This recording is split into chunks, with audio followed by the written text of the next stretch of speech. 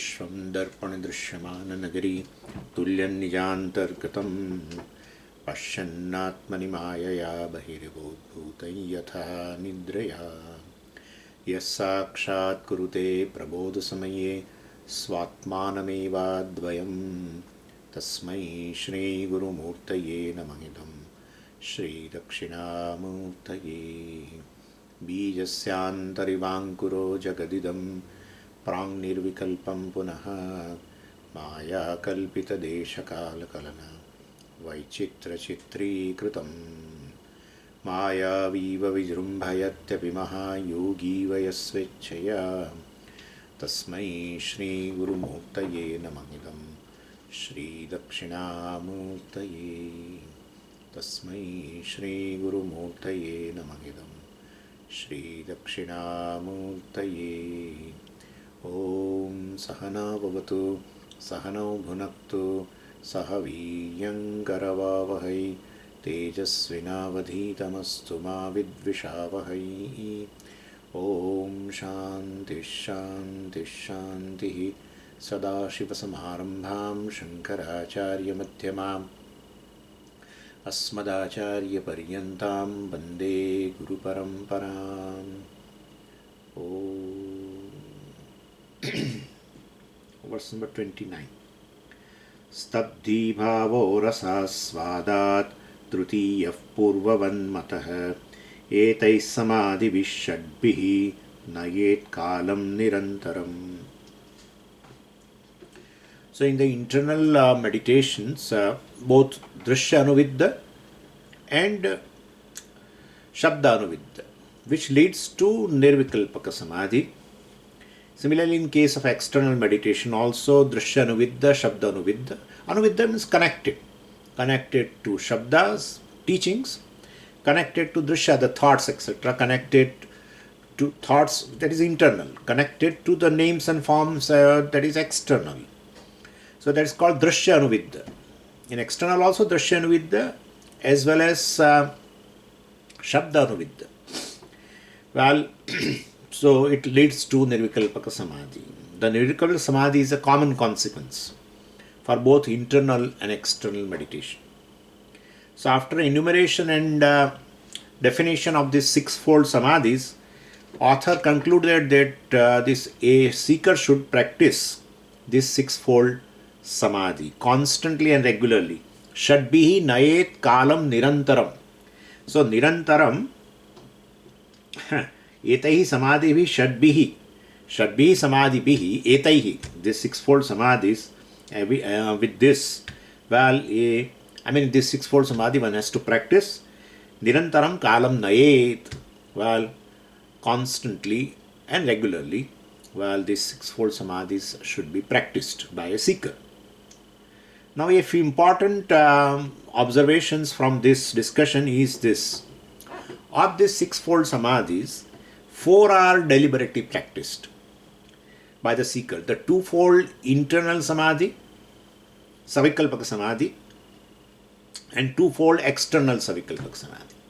That is to be practiced with the help of Vedantic teaching. So dwelling on consciousness inside and dwelling on the pure existence that is outside. So that is to be done. So, but Nirvikalpa Samadhi cannot be deliberately practiced. It is a consequence of a corresponding Savikalpaka Samadhi, Abhyasa. So when a person practices the meditation for some time, Savikalpaka Samadhi, then the thought pattern gets into subconscious mind. And then will is receded or withdrawn, and even after the will subsides, the thought continues, the vritti continues. So continuation of this vritti without the effort of the meditator is called Nirvikalpaka Samadhi. Since no will is involved, in Nirvikalpaka Samadhi, basically it is not dependent on the desire of the meditator. It's a possible consequence, which we call as absorption. Absorption is not based on the will. Either you are absorbed in a cooking, either you are absorbed in a painting, Either you are absorbed in a reading, either you are absorbed in watching the television. Absorption is not based on will. That we should remember. Absorption takes place. When the wheel is dropped and still, the mind is absorbed in so-called object, whatever it is. So here also, Nirvikalpa Samadhi is an absorption, state of an absorption. And definitely it's a consequence. So desire of a meditator, etc. is not involved in this. So this Samadhi is not something that the meditator can directly work for, Nirvikalpa Samadhi. We can work for only Savikalpa Samadhi, where you have to retain those thoughts, right? Or you have to retain those words of the teaching. You have to remind yourself, dwell upon that, all will. But after some time, that kind of thought pattern is resisted by the mind. Then if you continue, slowly the wheel is dropped, the thought continues. That's a Nirvikalpa Samadhi. So it goes in a subconscious mind and it continues like that. So Nirvikalpa Samadhi basically is not dependent on the will or the desire of the meditator. Many factors are involved in Nirvikalpa Samadhi. If Samadhi takes place as it is, then what is responsible for that? It takes place, that is fine. But then something must be responsible, something must be the cause of it. Well, in Panchadashi Vidyaranya says that the Nirvikalpa Samadhi depends on the meditator's karma. Of the several factors involved in the occurrence of the Nirvikalpa Samadhi, well, some are in our hands, some are based on karmas. One is based on karma. What are in our hands? Samskaras. Naturally, we have Savikalpa Samadhi, it's will based. So we have tried to create the samskaras in the mind so that the mind will register it and so that it will continue then without my will. And therefore, samskara, abhyasa, repetition, well, these are the things which are in our hand to ultimately occur so that Nirvikalpa Samadhi can occur. But other than that, the one factor is a karma, which is not in our hand. It may be prior birth karma or any karma of the past. So anyway, Nirvikalpa Samadhi basically is only a possible consequence of a Savikalpaka Samadhi. This is one point we would, at the end of this sixfold discussion on sixfold Samadhi, this is one point we can keep in the mind. The second point is, whether Nirvikalpa Samadhi is a compulsory necessity for knowledge and liberation or not. Answer is clearly no. Because knowledge does not depend upon meditation or Samadhi. In fact, knowledge is generated by the means of knowledge. Those means of knowledge are suspended in a Samadhi. And therefore, Samadhi does not generate knowledge. In fact, whether it is Savikalpaka or Nirvikalpaka, knowledge is not generated by Samadhi. But Swamiji, we never talk about Samadhi Nididhyasanam. So Samadhi Abhyasa Nididhyasanam. Knowledge is never generated by Nididhyasanam. Chalo, that's fine. Knowledge is not generated by Nididhyasanam. Anyway, so knowledge is born of a pramana, an appropriate instrument of knowledge. So meditation and Samadhi are not listed in sixfold pramanas available to the human being. So basis perception and inference and anumana and upamana, illustration and presumption, and then anupalabdhi, knowledge of absence, etc. and even shabda. No, these are the means of knowledge available to the human being which never generates basically Atma-jnana. And these are all absent even in the Samadhi also. So Swamiji, Shabda generates, yeah, but I made a mistake of saying that. So other than the Shabda pertaining to the Aparoksha Vastu, well, there it generates. Otherwise, Shabda basically, other than that, well, which is there in the human being, is like Shabda pertaining to the words, pertaining to the worldly objects. You get a knowledge that is, of course, indirect knowledge, but that also does not generate Atmajnana. Shabda pertaining to the Shastra, which will give you a Paroksha Jnana. But anyway, but these sixfold means of knowledge are absent in Samadhi. Therefore, basically, the spiritual knowledge, so called this knowledge of this one, our Atma, arises from Mahavakya, Shastra Vakya. Done, and those that Vakya has, which is analyzed by with the help of a teacher. So that alone generates this knowledge. If one says that, well, basically Shravanam gives only book knowledge, but what is needed is a direct knowledge, realization, enlightenment, etc. Vidyaranya says in Panchadashi that this liberating, direct knowledge has to arise only from Mahavakya Shravanam or Mahavakya Vichara only. As long as I feel that I do not have a direct knowledge, then what I require is to improve my Shravanam, to increase my Shravanam of a Mahavakya. Or that Shravanam includes Vichara, analysis also. So, my Shravanam basically is incomplete as long as I feel, well, that I do not have this direct knowledge.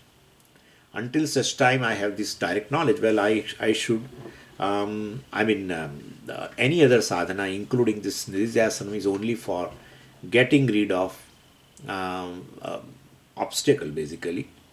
Or let us say, Nididhyasanam, etc. is helpful for getting the mind ready for Shravanam, for improved Shravanam, because they remove obstacles. So mind is now available.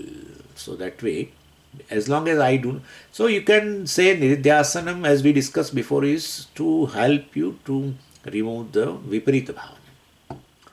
And then definitely it gives you clarity in knowledge.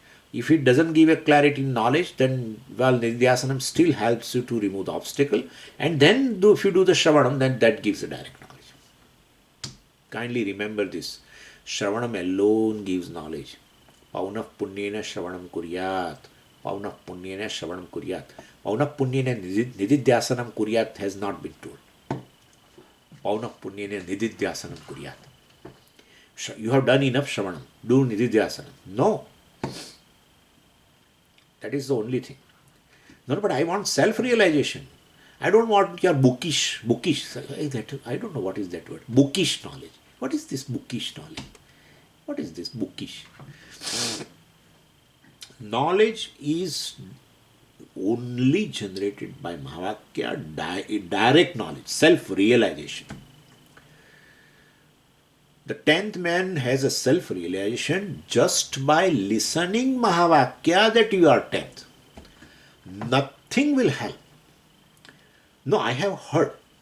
Now let me meditate on that Vakya. That you are 10th. Means he is telling me, I am 10th. Let me meditate on that. And after meditation for a long period of time, then he realized self. Means I am 10th. Self-realization took place. Other one says, well, that Mahavakya has to be, japa has to be done. Right? Japa. Soham, soham, soham. That japa generates a adrushta. And that will give you moksha. Not this is bookish knowledge. You are 10th man is a bookish knowledge. It will not give a knowledge to that person that I am 10th. He has to do something. So this is not practical. It's not practical. What is practical Vedanta? How will Swamiji, I have listened a lot. How will I realize myself? Listen again. But still it is not happening. Listen again. Nothing is happening. Listen again. If that person, 10th man, doesn't understand I am 10th, I am sure that person will again say, start counting. 1, 2, 3, 4, 5, 6, 7, 8, 9. You are 10th. Oh, but I did not understand. I did not realize 10th man, that I am 10th. Self-realization has not taken place. Okay, count again. No, no, no, I am going in that in this forest, and I will meditate on this Mahavakya. You are 10th. I will meditate on that. And that will give me self-realization that I am 10th. No. That person will get hold of that person, call him again, and says count. That's the only way, nothing else. That's how Sureshwaracharya did not, in Nishkama Siddhi, did not give importance to Nididhyasanam at all. So even Nididhyasanam, Samadhi Abhyasa, etc. is, well, basically to make your Shravanam more effective. Mahavakya Shravanam more effective. You will be able to analyze better because certain obstacles have gone. That is how. So ultimate realization has to take place only in a proper Mahavakya Vichara. Clear understanding of Mahavakya is a self-realization. That's it. And also that clear understanding includes what? Clear understanding also includes that other than clear understanding of Mahavakya is not required. Clear understanding of Mahavakya is self-realization, and that clear understanding includes that other than clear understanding of Mahavakya, there is nothing else required. That's it. That's it. And to have a clear understanding of Mahavakya, one has to listen to Mahavakya with the help of the teacher. Analyze the Mahavakya with the help of teacher, which is called Shravanam. That's it. That is the criteria. Anyway, and so Vidyaranya basically emphasized this point in a Panchadashi. He talks about this Nirvikalpa Samadhi, and thereafter he says that, well, practice of Nirvikalpa Samadhi does not produce any knowledge, but it equips the person for a better Shravanam.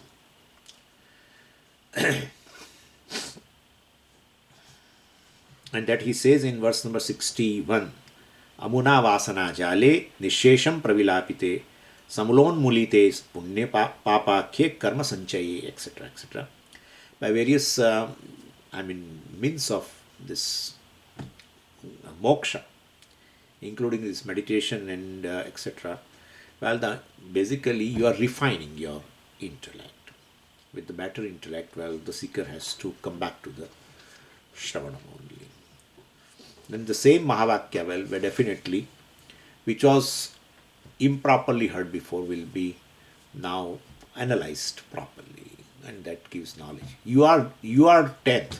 That's it, because he is already 10th. Nothing is required other than this Mahavakya. He is already 10th, and therefore you are 10th will give a self-realization to that person that I am 10th. That's an enlightenment on the part of the 10th man. So self-realization, self-enlightenment, which is a process after listening to this classes, that listening to class will definitely a theoretical aspect, and then there will be a practical aspect. Something is to be done, something is to be done, something is to be done. If something is to be done remains in the mind, there will not be self-realization.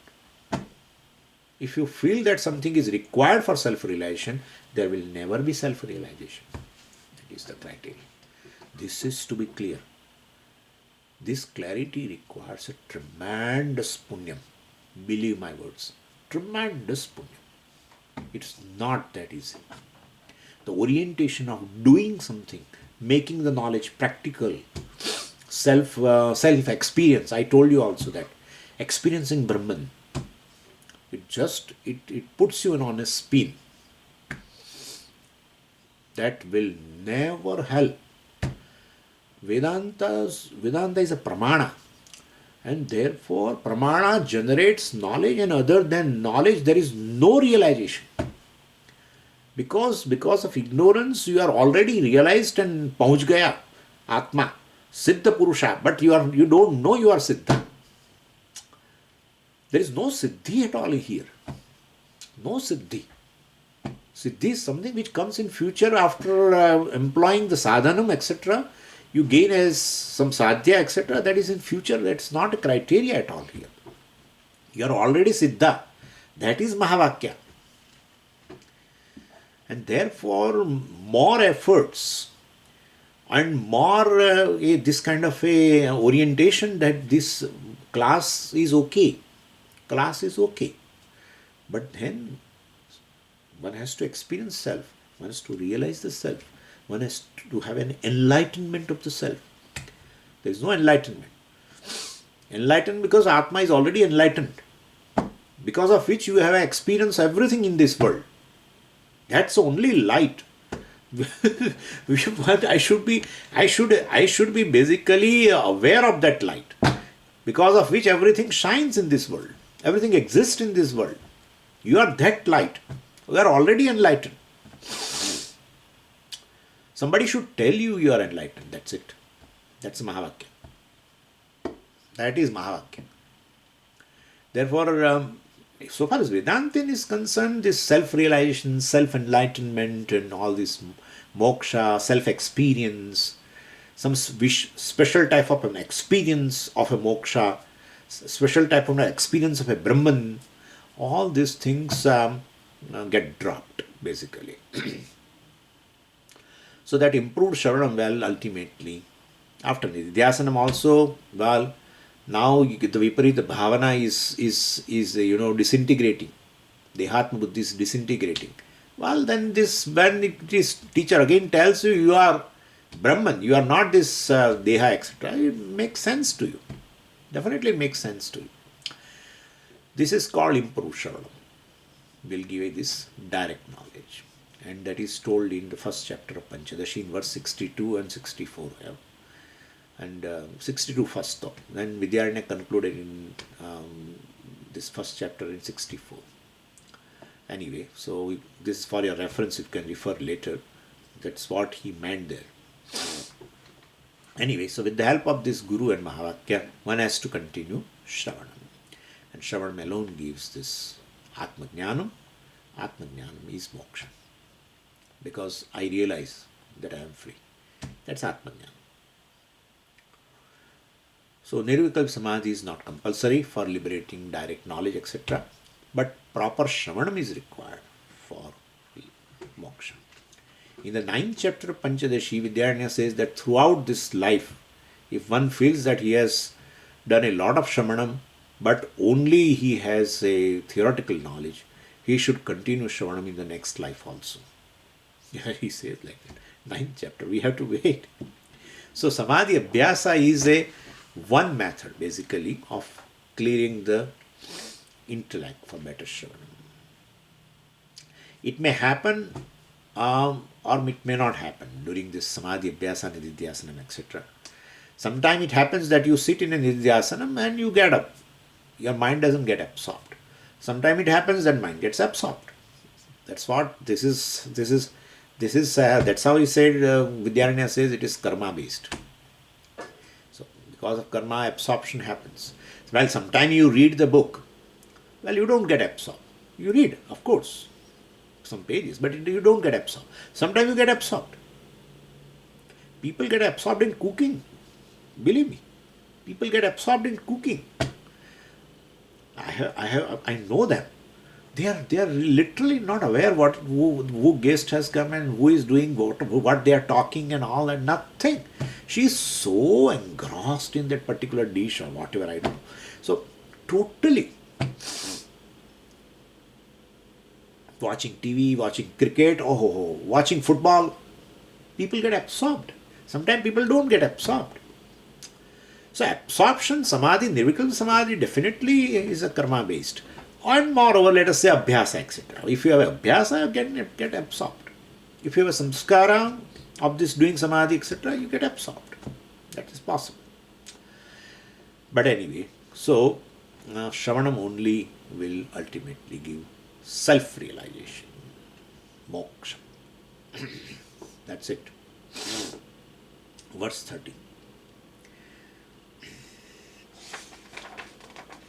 देहाभिमाने गलिते विज्ञाते परमात्मनि यत्र यत्र मनो याति तत्र तत्र समाधयः.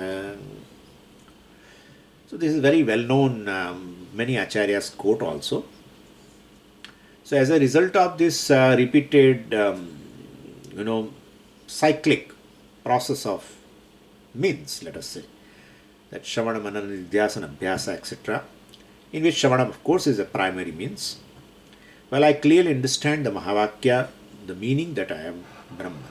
It is not a faraway entity that needs to be experienced. So that this statement also is very wrong. I experience myself. World I experience, world is object of experience, I am experiencer, but so far as self is concerned, I experience myself. Never say that. Never say that kind of a thing. When you say you experience yourself, means Atma is an object of experience and Atma is an experiencer, subject also. What part of Atma is an object of experience and what part of Atma is a subject of experience. So please let me know. Never we should say like this. People say, I experience myself. Never. Object, subject, object division is not there in Atma. Atma being all pervading. And Niravayam, there are no limbs. That is possible so far as body is concerned.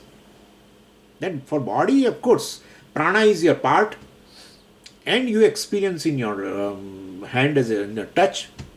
So you experience yourself. Yeah, but that is two different things. One is a sense of touch. Other is a prana, that's another part. So in so far as body is concerned, well, you can experience one part like you scratch. So you are the scratcher and your body is, that's another part is a scratched. Scratcher and scratched is possible in one body because there are two parts. In Atma, what part is experience and what part is experiencer? It's a Niravaya. Anything which is all pervading, pervades each and everything, cannot have parts. If itself has a parts, it cannot pervade other parts. It cannot pervade everything. One which pervades everything in and through everything cannot have any parts. And what has a parts will fall apart. That's a sutra Pujya Swamiji had given. And if it falls apart, it will die. One which has a parts has definitely taken birth. Putting together the parts is called birth. And dissociating again in those parts, while dissociation of that is called death. So definitely the Atma which is free from birth and death cannot have any parts. Anything which has parts is always limited. Whatever big. Maybe a big asteroid, or maybe a black hole, maybe anything. Anything which has parts is always limited. Yeah. And therefore, Atma is one thing which never have any parts, and therefore there is no subject-object division. And suppose if now Atma is knower and known. Suppose, let us say, Atma is Atma is known by what? Atma is basically, it takes a form of a knower. Then other than that is what? Known. Let us say this Anatma, which is known. I'm going in another direction now. Right? So who knows Atma? What is other than Atma can know Atma? Because always there will be a distance between knower and known. What is knower is knower. What is known is known. Now you say Atma is basically known. Experienced. Then who experiences? You will have to say Anatma. Anatma alone can experience. So Anatma experiences Atma. Then Anatma is really a consciousness or Atma is a consciousness? Who is consciousness? Anyway, this is just ridiculous. To say, well, I know myself or I experience myself. The better is, I need not experience myself. It is self-revealing. What is self-revealing need not be experienced, need not be known.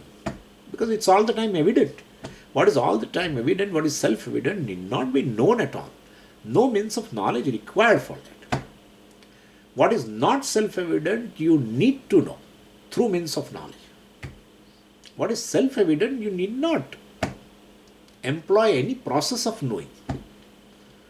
That's how it is called immediate. That's how it's called aparoksha. That's how it's called ayam Atma Brahma. Anyway, and therefore, so this clear understanding of this Mahavakya alone is sufficient. Anyway, it is available all the time as a consciousness. Anyway, if a question is that is Brahman well not limited by the body now, and should the body go away from for Brahman to become limitless or what? No. Arises with this kind of question arises in the mind of seeker, it indicates Shravanam is incomplete. So space can be, can never be limited by the presence of the pot or the absence of the pot. Space is always indivisible and limitless. Same way I, the consciousness, is ever indivisible and limitless, whether the body is present or not present, etc. It's all the time. Even if you want to say for the sake of saying, you can say it is all the time experienced. Need not be. This is not a correct statement, but even if you want to say that, well, that it is experienced all the time, it being self-evident, if you want to say. Anyway, so clear understanding of such Atma is very much required. As the understanding that I am not the body with the consciousness, but I am the consciousness with the incidental body. That when that things becomes clearer and clearer, you claim the Atma, the consciousness, and begin to disclaim the body. So that's what he says, Dehabhimane galite sati. So, and it is like, a going towards one wall in a room necessarily means going away from the opposite wall. So basically establishment in Atma, clarity in Atma presupposes giving up the identification with the body. Galitam means giving up here. Dehabhimane galite sati. So as you claim this Atma, self-evident Atma, which is my nature, as the very I, claim Aham as this consciousness. If you claim more and more the notion that I am the body, now you cannot place that I in the body naturally. When you place I in the limitless consciousness, right, which is self-evident of course, then you cannot place the same I in the body now. And therefore automatically that disidentification with the body takes place. And that notion that I am body etc. existed because of the ignorance. And then this ignorance goes away with the help of the Shravanam, Mahavakya Shravanam. The body identification also goes. That's it. And body identification is of two types. One is a general identification which is caused by the prarabdha karma, due to which I am associated with this body-mind complex. So I experience basically the bodily conditions, hunger, thirst and old age and disease and pain and etc. etc. So these biological experiences include pleasure, pain, etc. They are caused by the prarabdha karma and they will not go away. Even after you disidentify with the body, still biological experiences will continue. They will continue. So establishing in the self or self-knowledge, will not make this experience disappear. They will continue. But the second type of an identification, which we call Vishesha identification, particular identification in the form of our all conclusions in the mind, which are or the notions which are born of self-ignorance, they will go away. That ignorance will give rise to this notion that I am this physical body, I am subject to birth, I am subject to death, etc. Death is the end of my life, death is the end of my existence, etc. Birth is a beginning of my existence, etc. These notions which cause a samsara, bhayam, etc., that gets destroyed. So Vedanta basically destroy these particular identifications in form of notions. They will go away. And those conclusions in my mind or intellect give rise to all emotional problems. That's what the thing is. All, even including ragadvesha, everything is ultimately because of this. My conclusion about myself. See, very ahankara or mamakara, that I am this body, right, leads to ragadvesha. This ego leads to ragadvesha because certain things you will feel, well, that they are conducive to me, they are favorable to me. These are the things which are not favorable to me. And so what is favorable to me, you will have a raga. What is not favorable to me, you will have a dvesha. So ultimately, it is due to this identification with the body. So basically, ahankara, mamakara, everything rises due to that only. And so that gives rise to ragadvesha is emotional problem. Fear, etc., jealousy, all this. All emotional problems. So all emotional problems has a basis in the notions which are present in the intellect. And those notions are present due to self-ignorance. So ultimately, person who gains self-knowledge gets rid of self-knowledge and the notions born of the self-ignorance he gets rid of. And therefore emotional problems in the mind also he gets rid of. That's called moksha. So particular identification like this will go away. But the general identification which is caused by the prarabdha karma, and we have seen also, karmajam tadatmam, we have seen already before, karmajam tadatmam, tadatmam of three types. This is a karmajam tadatmam basically. There we of course said mind and the body. Mind and the physical body connection is karmajam. But ultimately mind here means ahankara. And basically ahankara also has a basis in self. So self and the body you can say, self and the mind you can say ultimately. So this is this association with the body-mind complex, well, due to prarabdha karma, and that will remain. So you experience all this hunger, thirst, that will go because body disidentification goes away. Therefore, well, now he doesn't feel hunger, he doesn't feel pain, he doesn't feel thirst, he does not feel old age because disidentification. No, that will not happen. That will not happen. This will continue till the prarabdha is there. So that general identification with the body will continue.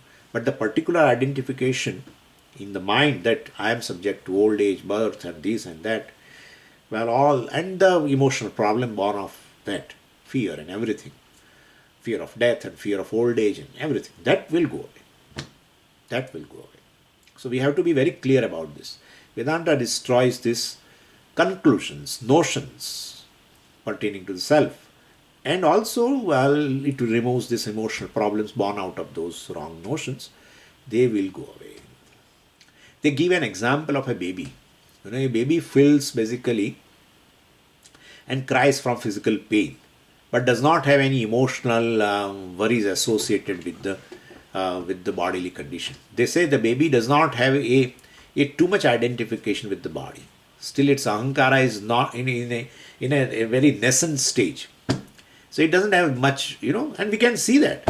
Yeah, baby has no clothes, suppose. Baby will not feel shy or something. But baby definitely has, suppose she has, or he, whatever, so has some body pain or hunger, it starts crying. So that shows a general identification with the body. Biological identification with the body. Otherwise, baby will not survive because it cannot talk also. So, if baby feels hungry, hunger is there. And it doesn't know how to express that in words. And that identification with the body is not there, then baby will not feel hunger. Then it will die. So, Bhagavan has given this general identification with the body. That's how there is suppose a stone is there and you get hurt in the leg, pain will be there. Then only you will be able to take care of that. That's how people who have this gangrene or something, they don't have any pain, etc. A lot of blood goes away. Sometimes they die also. People die out of gangrene. Some infection, something. So it's good. The pain shows a general identification with the body. I'm talking about physical pain. So that is will be there throughout the prarabdha. You get your prarabdha also will get exhausted by experiencing that pain. And therefore, basically, Vedanta removes emotional problems. The person will not have any fear. Avayam pratishtham vindati. Person will not have any guilt and hurt also. Will not have. No guilt, no hurt. It's an emotional issue. Kimaham sadhuna karavam, kimaham papam akaravam. Right? Why did I do this? Why did not I do good actions? Whole my life has gone. I would have done something better in my life, this, that, etc. All these things will go away. Centered on karta and bhokta. They go away. All emotional issues, frustration, despair, everything, anger, everything goes away. So that's called particular identification. So exactly like baby, So baby will have a physical pain, but it also does not have any emotional worries associated with the bodily condition. Similarly, Jnani also will go through biological pleasure, pain, etc. But like a baby, Jnani does not have any worries caused by the body identification. So Jnani's this disidentification with the body is the cognitive change, or is at the cognitive level and not at the physical level. Because all the issues are here only. So a cognitive change occurs, then the notions centered on self will go away. That's it. Need for a cognitive change. It's a book of Puja Swamiji. Need for a cognitive change. Swamiji used to use this cognitive change. No physical change. Jnani will look younger. No. He may look older than what he was. It is possible. And he may say also, I am old. They say also. A general identification. Anyway, so when the understanding is very clear, then, no more sadhanam, means, etc. for moksha is required for the jnani. Jnani may choose, to do any sadhana, but then whose understanding is very clear, he doesn't require anything. He is in a sahaja samadhi, they call it. Sahaja samadhi means, he remembers this self anytime. It's available. The teaching is available with him. Yeah, he may pick up one word, nitya, and he connects to the self. I am nitya. That is sahaja samadhi. No effort. No effort. Like we don't have any effort. We have a sahaja samadhi. So far as I am human being is concerned. So effortless. And regarding this human body, you may have some more words also. Oh, I am a purusha and this and that and good and bad and health, this and fair and black and some whatever. So all these things are we dwell upon anytime. That knowledge of myself as a human being is so available to me. Same way the knowledge of this real self is available to this person. He is having they call it is he's having a sahaja samadhi. So remembering oneself is natural. That's called moksha. Remembering oneself is natural. He did not remember because he also plays some role in the Vyavara. So a teacher's role, this role, that role. So all the time he has not to remember. Remembering oneself as Brahman is natural. That is called clarity. That's called moksha. Sahaja samadhi. They call Atmanishtha, they call Sita Prajna, Brahma Sthiti, etc. etc. Brahmi Sthiti they call. Brahmi Sthiti. So then whatever ups and downs are caused by this prarabdha, he remembers the fact that Brahma Satyam Jagan Mithya. So wherever his mind goes, whatever he experiences, he is either in internal or external samadhi. Yatra yatra manoyati, tatra tatra samadhaya. External, he sees appreciate existence as oneself. Internal, he appreciate consciousness as oneself. Either he remains in existence or consciousness. Never remains in any name and form. Because of mithya. That's it. Everything exists in me, he says. Everything is known in me. Everything is exist in me. Everything is known as me. I alone manifest in all the forms. Everything is my glory. This is called samadhi. Sahaja samadhi. Every perception can become a samadhi for this person. He does not lose sight of a existence in external perception and does not lose sight of a consciousness in internal perception. With that understanding, that I am limitless. Satchit. Satchit, if you understand properly, it is limitless. Satchit. If you understand Satchit properly, you need not have to say it is limitless also. No. Really. Sat, existence, Chit, consciousness. If you understand properly, and there also you need not understand two. Just take one. Because Sat is Chit, Chit is Sat. Consciousness alone is existence, existence is consciousness. If you take it, well, there is no boundary. Automatically you will appreciate it, it is boundless. One word, Chit, will bring Sat, will bring Anantam, Anandam, etc. Verse 31. Vidyate hridaya granthihi छिद्यन्ते सर्वसंशयाः क्षीयन्ते चास्य कर्माणि tasmin drishte paravare. So the benefit of this knowledge, establishment, gaining abidance in this knowledge is given in this verse. Author, quotes a verse this from Mundaka Upanishad. We know that it is 229, Dvitiya Adhyaya, Dvitiya Mundaka, 9th mantra. Bodily lifted. So with the clear understanding that while Brahman alone appears in the form of both this Karana Ishvara and this Karya, the Jiva, etc., while the ignorance pertaining to the both, the distance between them goes away from this person's mind. That is that distance in terms of ignorance that goes away. All doubts are basically destroyed. Vidyate hridaya granthi. Hridaya granthi means the not present in the heart. That's ignorance. That goes away. All doubts are destroyed.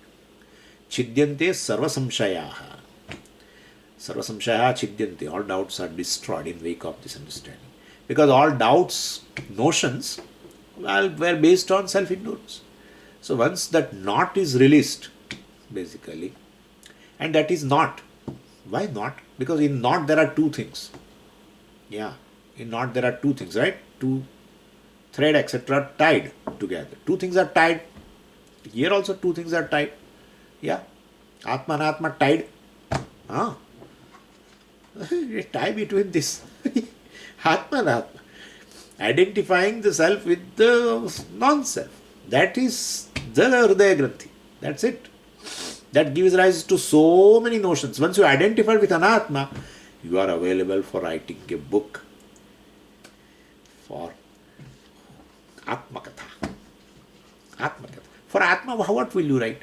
I am Satchidananda, one line. That's it. You can't write 500 pages. But here you can start. Starting from birth.